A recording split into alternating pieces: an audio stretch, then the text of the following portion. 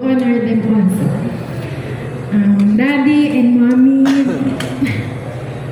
today is one of the most important days of my life, and it's only by God's amazing grace and your unconditional love that I'm here.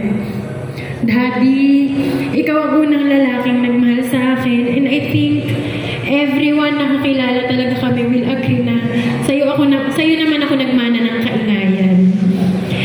Every time na after ng bakasyon mo dito sa Pilipinas at ihahatid ka namin sa airport, sasabihin ni Mami, wala na naman si Daddy mo yung maingay at paulit-ulit. Tatawa lang kami.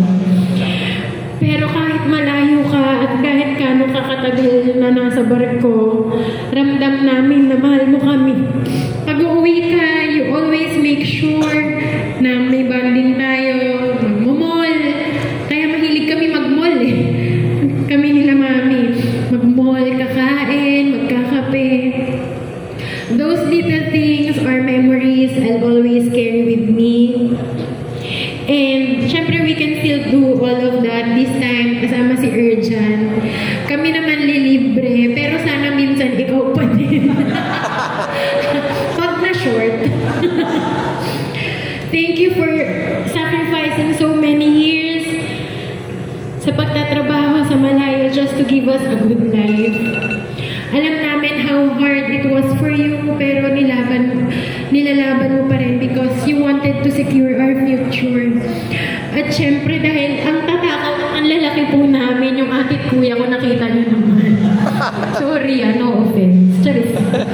Even now na working na kami, you still worry about us.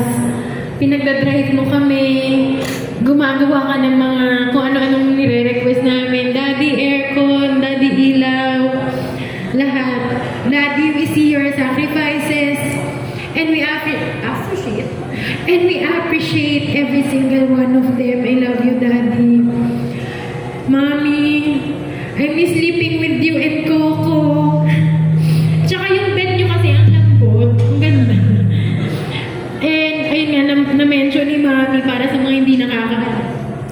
Kapag wala si Daddy, which is depende, 4 to 8 months every year, sa kwarto nila ako natutulog. Eh, may sarili naman akong kwarto, pero magkatabi kami matulog until I was 28 years old, which is last year lang yun. Last year lang nandito si Daddy. And, ayun, kaya sinasabi ko, namimiss ko na matulog sa kwarto mo. Usually, ikaw yung backup, lalo nung mga bata kami. Laging naninermon sa mga gawaing bahay, sa grades, sa ugali. Lagi kaming nagtatalo because we both have strong personalities. Pero despite all that, you've always been my safe space and my confidant. Kahit nagtatalo kami, lahat halos na pag-uusapan namin. Before pa kami maging ni Erjan, sobrang strict niya talaga nila ni Daddy. Ewan ko, baka si Mami lang, ginagamit niya lang si Daddy. Sobrang strict when it came to me having boyfriend. Akala ko nung nag-18 ako, nagdibu ako, pwede na ako mag-boyfriend. Pero nung dibu ko, in-announce niya, bawal pa mag-boyfriend. Ano sa isip ko, wala, in-announce niya, bawal pa mag-boyfriend. Tapos, so yun, sumunod naman ako, masunurin naman ako. Wow. And sakto pag-graduate ko, nagpaligaw na ako sa kanya. Kaya ako graduate, June, niligawan niya na ako. Back then, hindi ko fully maintindihan, but now I get it. You both wanted me to wait for what God prepared for me. Kaya salamat sa pagtitiwala kay Erjan. You're a super mom, you take care of us in every way possible. Lahat naka-prepare. Yung mga pagkain namin, gamit sa school, dati ng mga handkerchief pa, medyas, lahat yan naka-prepare. Until now, you still fix our things, cook for us, and take care of us. Kahit na lagi mo sinasabing, pagod na ako. Hinahanap mo pa din ako kapag late uuwi, magchat-chat ng Hana, gabi na. Thank you for your sacrifices and for being our comfort. Lagi kami nila ate, lalo nung pag wala si Daddy.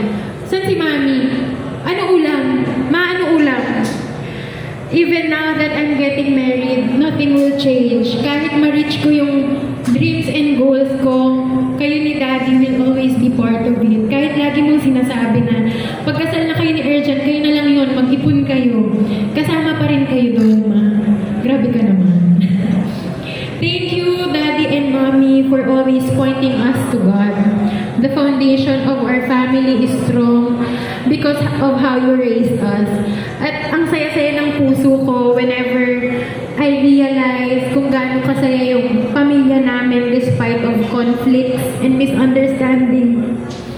Others may think, others may think may pera kami or marami kaming pera. But for us, and deep inside, I know we're rich because una-una sa favor ni Lord and because our home has always been filled with pure joy and love, and dahil yun sa inyong dalawa, kaya maraming salamat po. I love you both. Hannah, let's feel that beautiful moment again with the kindest hug that you can give to your parents. Muli po, palakpakan natin our bride Hannah, together of course with her daddy and mommy, Captain Matt and Mrs. Cecilia Lovendino. Palakpakan